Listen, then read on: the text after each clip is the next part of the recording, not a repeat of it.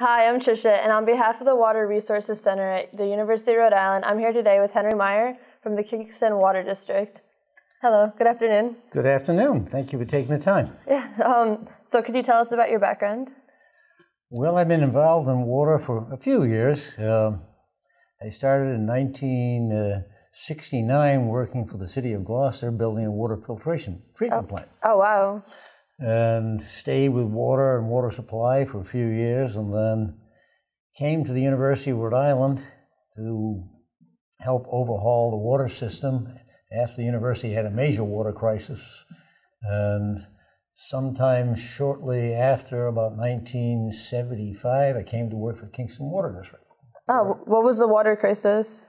What's that? What was the water crisis that you're working on? The university had a major problem with water supply.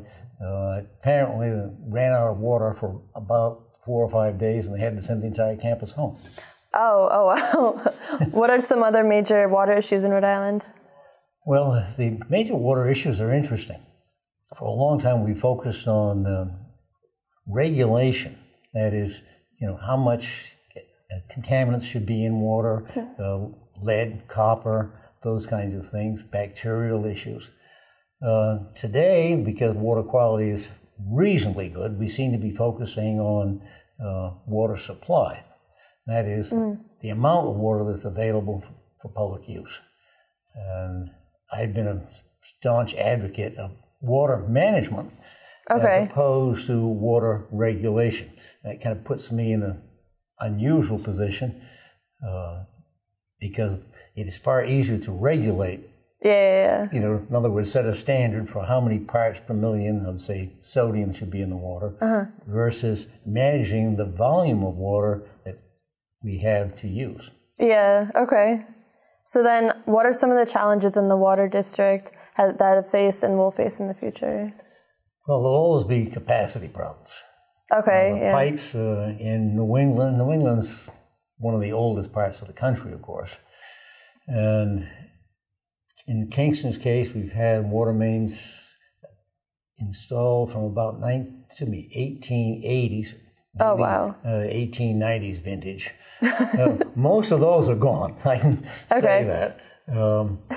We actually, during the sewer construction era, in the early 70s, we actually found wooden pipes. Oh. To give you an idea how old water supply is. Do you know how those work? Those were probably dated from the 1800s. Yeah. They were totally destroyed in the process of the new mains going in. Yeah.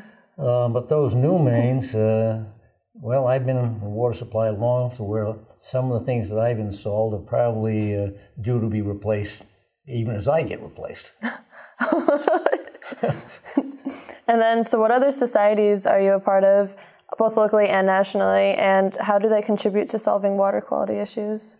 Well, I'm involved in 3 water associations. The most local, of course, would be Rhode Island Waterworks Association. Okay.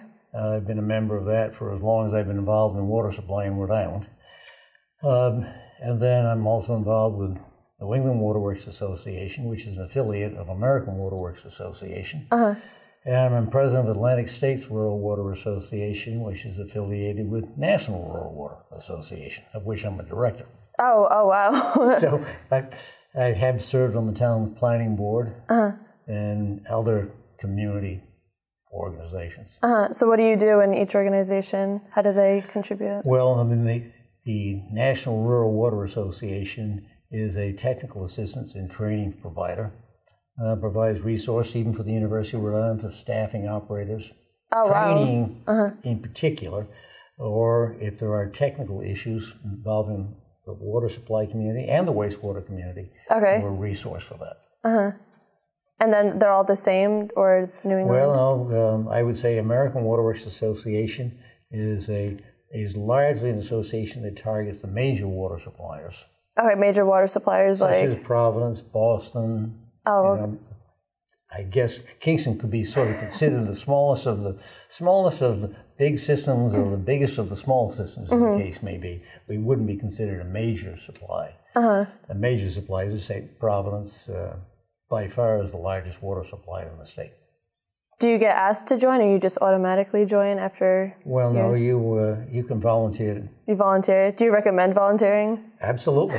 I mean, joining, voices, so to speak, you have a larger presence. Yeah. And it's only through a larger presence that you really make connections and influence the decision makers. Would you recommend that for college students or after college? Well, I would think if you're going to pursue a degree in a particular field, that whatever trade that they get into, they should participate in the associations. Oh, definitely. In the case of water, well, yes, the two major waterworks supply associations, American Waterworks, and certainly if you're working for a smaller system, National Rural Water. Oh, okay. Okay. And then, how has the regulatory environment, both state and federal, changed, and what do you predict in the future? Well, the Drinking Water Act was promulgated in 1976 or thereabouts, and has been instrumental in Congress mandated that EPA set standards for water quality.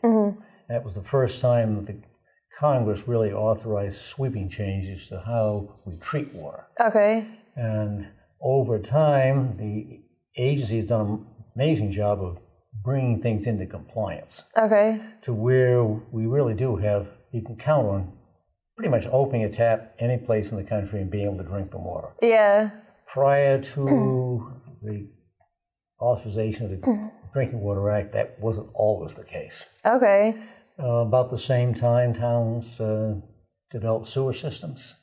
Okay, yeah. And South Kingstown, in conjunction with the university, and which is why I have the job I do today, the town was putting in the sewer system. In the process of putting in the sewer system, they were destroying the water mains because they had to do so much excavation, blasting of ledge, etc. Yeah.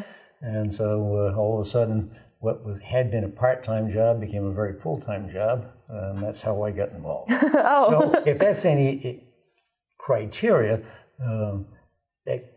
probably where we are today is a reflection of where things were 40 years ago. 40 years of progress has led us to a much better world. We kind of take it for granted. Yeah. And that's a big improvement over, I can tell you some awful stories about pre-1970s water systems that we wouldn't have enough time to today to get into, and I'd probably find myself in a lawsuit Just with if I mentioned too many of them. Oh, okay. And then, so just a lot of filtering and more chemicals added, or just? Well, I think we know better how to dispose of things, and we know better how to treat what we have to use. Yeah. I would just say that in 1973, my wife and I canoed the entire Mississippi River. Oh, wow. To see how things were being dumped in the river back then.